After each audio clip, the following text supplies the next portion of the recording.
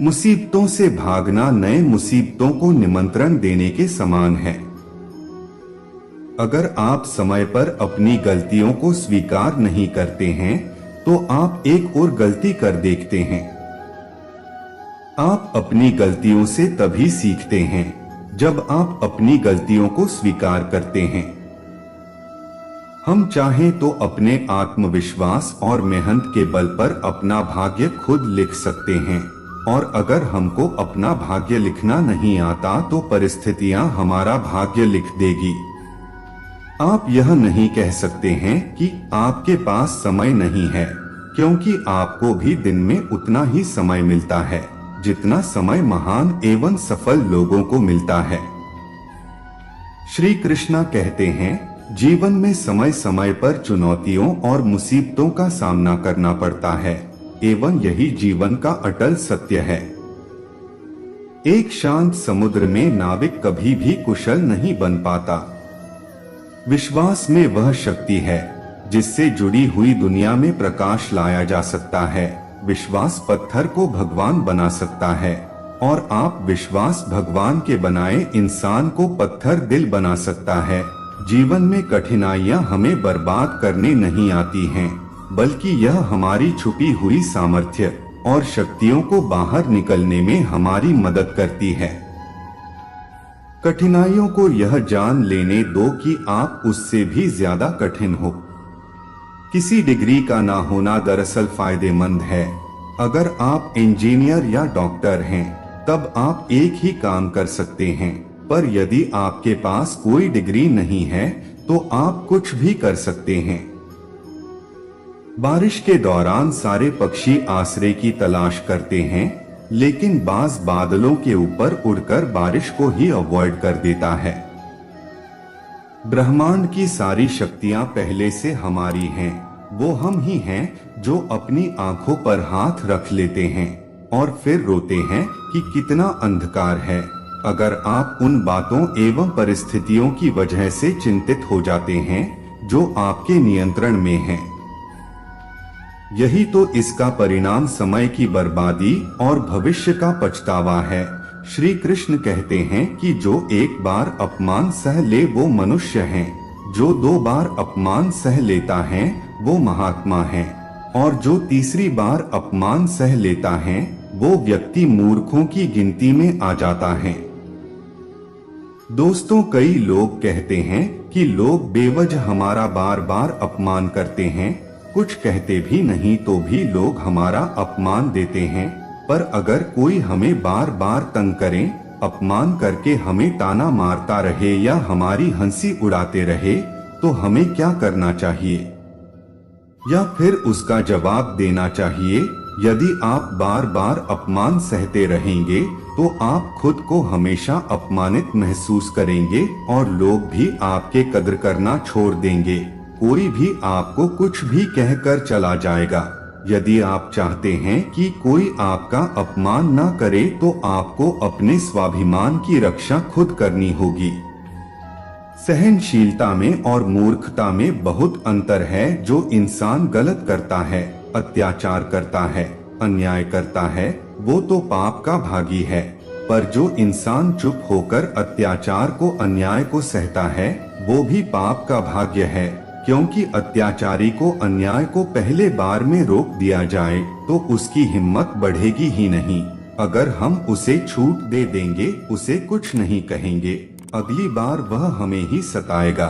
इसलिए आपका धर्म है कि अपने सम्मान की रक्षा करो। इस दुनिया में सबसे महंगी चीज होती है मान सम्मान। ऐसे ही किसी को मुफ्त में नहीं मिल जाता। इसको अपने चरित्र से, अपने अच्छे गुण से, स्वभाव से कमाया जाता है। यदि आपके सम्मान पर बिना क्रोध में आए, प्रेम भाव से, सहज भाव से हमें अपने स्वाभिमान की रक्षा करनी है, लोगों को उत्तर देना है, चुप करके कुछ भी नहीं सहना। याद रखना एक बात है, जब तक आप अपनी रक्षा के लिए उठ खड़े नहीं होते तब तक आपकी रक्षा के लिए कोई नहीं आएगा। जिस दिन आपने अपने भीतर हिम्मत जगा ली, शक्ति जगा ली, उसके बाद आपको दुनिया में कोई हरा नहीं सकता। दूसरी बात, आप खुद को हमेशा बेहतरीन करते रहिए, खुद के ज्ञान को बढ़ाते रहिए। हर दिन आप खुद से पूछिए कि आपने जिंदगी में क्या सीखा, क्या अपराध किया। तीसरी बात, आप मूर्ख लोगों से, बुरी संगतों से दूर रहिए, क्योंकि ऐसे लोग कभी किसी को खुशी नहीं दे, दूसरों को हमेशा नीचा दिखाने में, नीचा गिराने में रहते हैं कि कैसे इसे नीचा दिखाया जाए, कैसे इसकी हंसी उड़ाया जाए, इसको ताने मारे जाएं। ऐसे लोगों का स्वभाव ही ऐसा होता है। ऐसे लोग कभी बदल नहीं सकते। ऐसे लोगों से आप दूर रहिए।